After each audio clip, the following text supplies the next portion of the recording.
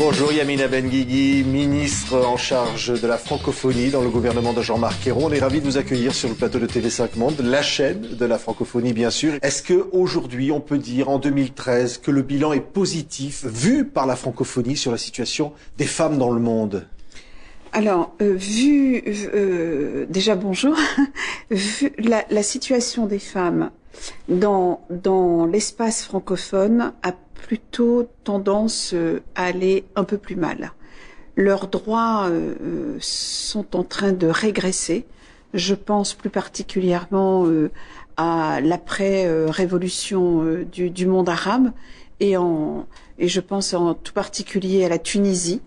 Dès qu'il y a eu l'esquisse d'une constitution, on a pensé immédiatement à leur retirer du droit. Donc les acquis des femmes dans l'espace francophone ne sont jamais des acquis. Oui. Et je pense aussi aux femmes à l'est de la RDC, enfin les femmes qui sont dans les conflits, qui sont victimes des conflits armés, qui sont aujourd'hui des butins de guerre. Elles sont violées massivement, ainsi que les petites filles. On parle de milliers de femmes. Je suis allée il y a quelques mois à Goma dans un camp de 70 000 personnes déplacées.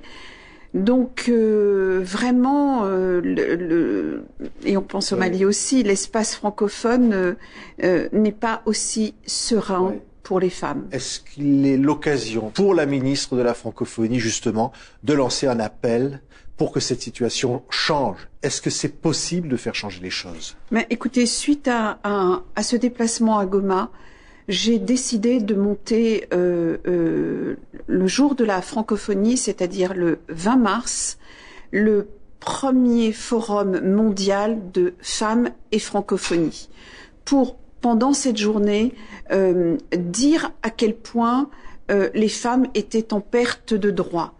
Et donc la semaine prochaine, le 15 mars, je serai auprès du Premier ministre à Québec et je ferai signer cet appel, puisqu'il y aura 400 femmes à Paris, pour venir entendre. Ce sont toutes des militantes, des femmes à la tête d'ONG. Elles viendront du monde entier pour demander plus de droits. Et à Québec, donc je vous l'annonce aujourd'hui. Pourquoi à Québec spécifiquement, Yamina Benguigui? Parce que Québec, je serai présente à Québec, mais c'est vraiment ce volet, ce côté-là de la francophonie qui va plutôt bien pour les femmes. Et elles vont nous démontrer à quel point elles sont solidaires de l'autre espace francophone qui va mal pour les femmes. Donc elles seront les premières à signer cet appel pour demander plus de droits. Donc il y aura entre autres Madame aussi Pauline Marouin et Viviane Michel qui est la présidente des femmes autochtones. Cet appel va voyager, va revenir à Paris. On fera cette journée avec trois tables rondes et à la fin de la journée, nous demanderons aussi à ce que, au sein de l'OIF, de l'Organisation internationale de la francophonie, qui a toujours posé la question des droits de l'homme, c'est vraiment d'ouvrir aussi sa charte à ce qu'il y ait un article pour le droit des femmes. Dans chaque sommet de la francophonie, nous devons aborder la question des femmes et de ces nations qui rentrent dans la francophonie. Ça ne s'est jamais fait, c'est la première fois, parce qu'on n'a pas imaginé que dans cet espace francophone, des femmes pouvaient être à la fois butin de guerre, perdre leurs droits.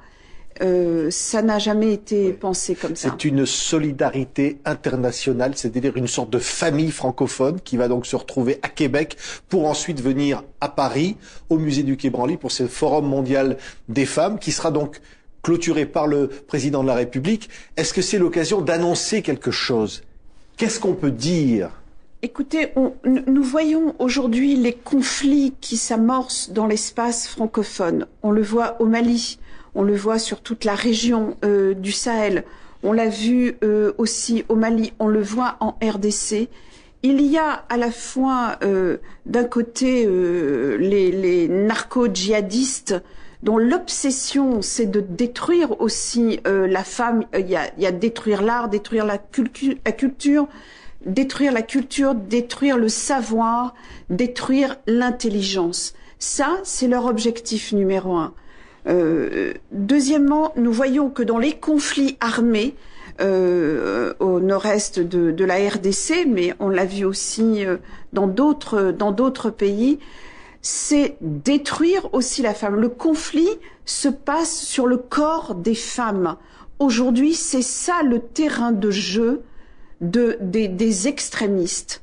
C'est de détruire les femmes. Donc, en arrivant à ce ministère, comme je le dis, je n'ai pas laissé à la porte mon combat et mes engagements.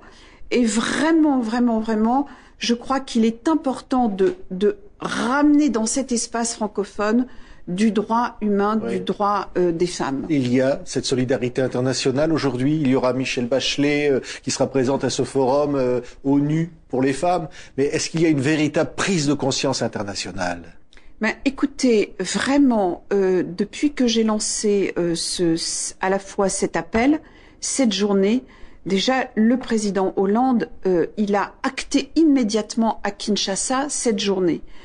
Le président Diouf, qui arrive en fin de mandat à l'OIF, je crois qu'il porte cette question des femmes avec beaucoup d'énergie et il nous laissera cette opportunité en héritage. Oui, c'est un héritage pour les générations futures, pour que rien ne soit plus comme avant, comme cette situation que vous venez de décrire, Yamina Ben Guigui. Parce que au lendemain de la guerre, au lendemain des conflits, il y aura une possibilité de se reconstruire si les femmes, si on a fait participer les femmes au développement. Merci Yamina Ben Guigui, ministre chargée de la francophonie, d'avoir été notre invitée et l'invité de TV5 Monde. Cette émission se retrouvera à Québec, justement, la semaine prochaine autour de cette amitié entre la France et le Québec, où vous serez à l'occasion donc de ces signatures avant le Forum mondial des femmes à Paris. Merci Yamina Ben Guigui. Merci.